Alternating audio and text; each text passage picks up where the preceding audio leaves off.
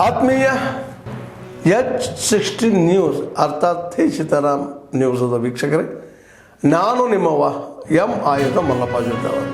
ತಾವು ಈಗ ಸುದ್ದಿಗಳ ಲೋಕಕ್ಕೆ ಎಂಟ್ರಿ ಹೊಡಿತಾ ಇದ್ದೀರಿ.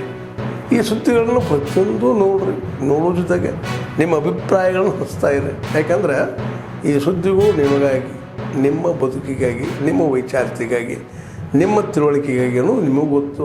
ಜೊತೆಗೆ ನಮಗೂ ನಿಮ್ಮೊಂದಿಗೆ ಇದೊಂದು ಮಾತಾಡುವಂಥ ಜೊತೆಗೆ ಸುದ್ದಿಗಳನ್ನು ಬಿಡುವಂಥ ಕೆಲಸ. ಈ ಕೆಲಸದಲ್ಲಿ ನಾವು ನಿಮ್ಮೊಂದಿಗಿದ್ದೀವಿ ಅಂತ ಹೇಳ್ತಾ ನೋಡ್ತಾ ಇರಿ ಸುದ್ದಿಗಳನ್ನು. ಪಕ್ಷದಲ್ಲಿ ಯಾವುದೇ ರೀತಿಯಾದಂಥ ಏನೂ ಇಲ್ಲ. ಎಲ್ಲರೂ ನಮ್ಮ ಪಕ್ಷದ ಪರವಾಗಿ ಒಂದೇ ಪಾರ್ಟಿಯಾಗಿ ನಾವು ಕೆಲಸ ಮಾಡ್ತಾಯಿದ್ದೀವಿ. ಎಲ್ಲರನ್ನೂ ವಿಶ್ವಾಸ ತಗೊಂಡೋಕೆ ಎಲ್ಲ ಹಿರಿಯರಾಗಿರ್ಬೋದು, ಯುವಕರಾಗಿರ್ಬೋದು, ಎಲ್ಲ ಘಟಕಗಳನ್ನು ಸಮಾನ ರೀತಿಯಲ್ಲಿ ತೊಗೊಂಡೋಗಿ ನಾವು ಕೆಲಸ ಮಾಡ್ತೀವಿ. ಜಾತಿವಾರು ಸಮಾಜಗಳಾಗ್ತವೆ, ಮತ್ತೊಂದು ಇನ್ನೊಂದು ಬಹಳಷ್ಟು ಸಮಾಜಗಳಾಗ್ತವೆ. ಅಂದರೆ ಯೂತ್ ಕಾಂಗ್ರೆಸ್ ಸಮಾಜ ಇನ್ನೊಂದು ಕೂಡ ಬಹಳಷ್ಟು ದೂರ ಇದ್ದಾಗ ಇನ್ನೊಂದು ಕೂಡ ಆಗಿಲ್ಲ ರಾಜ್ಯ ಮಟ್ಟದಲ್ಲಿ. ಯೂತ್ ಕಾಂಗ್ರೆಸ್ ಸಮಾಜ ರಾಜ್ಯ ಮಟ್ಟದಲ್ಲಿ ನಿರಂತರವಾಗಿ ಮೀಟಿಂಗ್ ಆಗ್ತಾ ಇದ್ದಾರೆ. ಅದಕ್ಕೆ ಬೆಂಗಳೂರಲ್ಲಿ ವಿಶೇಷವಾಗಿ ಎಲ್ಲ ಜಿಲ್ಲಾದವರಲ್ಲಿ ಸೇರ್ಬೇಕಂದ್ರೆ ಬೆಂಗಳೂರಲ್ಲಿ ವಿಶೇಷವಾಗಿ ಸೇರಿಸುತ್ತಾರೆ. ಅನೇಕ ಕಮಿಟಿ ಮೀಟಿಂಗ್ಗಳಾಗ್ತವೆ, ಅನೇಕ ಯಾವ ರೀತಿ ಕಾರ್ಯಕ್ರಮವನ್ನು ತಗೊಳ್ಬೇಕಂತ ಅಲ್ಲಿ ಚಿಂತನೆ ಮತ್ತು ಚರ್ಚೆ ಆಗ್ತವೆ. ಮತ್ತು ನಿರಂತರವಾಗಿ ನಾವು ಕೂಡ ಬೆಳಗಾವಿ ಅಧಿವೇಶನದಲ್ಲಿ ಹಿಂದಿನ ಸರ್ಕಾರ ಇದ್ದಾಗ 2023ಕ್ಕಿಂತ ಪೂರ್ವದಲ್ಲಿ ನಾವು ಅಪೋಸಿಷನ್ದಲ್ಲಿದ್ದಾಗ ಅನೇಕ ಬೆಳಗಾಮದಲ್ಲಿ ಕೂಡ ಅನೇಕ ಪ್ರತಿಭಟನೆಗಳನ್ನ, ಹೋರಾಟಗಳನ್ನು ನಾವು ಮಾಡಿದೆ. ಯುವಕರ ಪರವಾಗಿ ಆಗಿರ್ಬೋದು, ಭ್ರಷ್ಟಾಚಾರ ವಿರುದ್ಧ ಆಗಿರ್ಬೋದು. ತಾವು ಕೂಡ ಮಾಧ್ಯಮದವರು ಇದೆ, ಅದರಲ್ಲಿ ನಾವು ವಿಶೇಷವಾಗಿ ಜನರ ಒಂದು ಹಿತ ಸೆಳೆಯುವಂಥ ಕೆಲಸ ಮಾಡಿದ್ವಿ. ಅದಕ್ಕೆ ನಿರಂತರವಾಗಿ ಯೂತ್ ಕಾಂಗ್ರೆಸ್ ಮುಂದಾಳತ್ವವನ್ನು ವಹಿಸಿ ಜನರನ್ನು ಸೆಳೆಯುವಂಥ ಕೆಲಸ ಮಾಡ್ತೇವೆ. ಜಿಲ್ಲಾ ಪಂಚಾಯತ್, ತಾಲೂಕ್ ಪಂಚಾಯತ್ ಈ ಬರುವ ವರ್ಷಗಳಲ್ಲಿ ಆಗುವ ಸಾಧ್ಯತೆ ಇದೆ. ಅದರಲ್ಲಿ ಕೂಡ ನಮ್ಮ ಪಕ್ಷ ವತಿಯಿಂದ ಬೇಕಾದಂಥ ಎಲ್ಲ ಸಿದ್ಧತೆಗಳನ್ನು ಈಗಾಗಲೇ ನಾವು ಮಾಡ್ತಾ ಇದ್ದೇವೆ. ಗ್ರೌಂಡ್ ಮಟ್ಟದಲ್ಲಿ ಕಾರ್ಯಕರ್ತರನ್ನ ಆಕ್ಟಿವ್ ಮಾಡಿ ಎಲ್ಲ ಮುಖಂಡ ಜೊತೆ ಚರ್ಚೆ ಮಾಡಿ ಯಾರು ಸೂಕ್ತವಾದ ಅಭ್ಯರ್ಥಿ ಆಯ್ಕೆ ಆಗಿರ್ಬೋದು, ಅಲ್ಲಿ ಏನೇನು ಸ್ಟ್ರಾಟಜಿಗಳನ್ನು ನಾವು ಗ್ರೌಂಡ್ ಮಟ್ಟದಲ್ಲಿ ಮಾಡ್ಬೇಕಂತ ಎಲ್ಲ ಗೊತ್ತು. ನಮ್ಮ ಎಲ್ಲ ಹಿರಿಯರು ಕೂಡ, ವರಿಷ್ಠರು ಕೂಡ ಎಲ್ಲ ಅದನ್ನ ಚರ್ಚೆ ಮಾಡಿ ಮುಂದಿನ ದಿನ ತೀರ್ಮಾನ ತಗೋತಾರ ಅಂತ ಹೇಳ್ಬೋದು.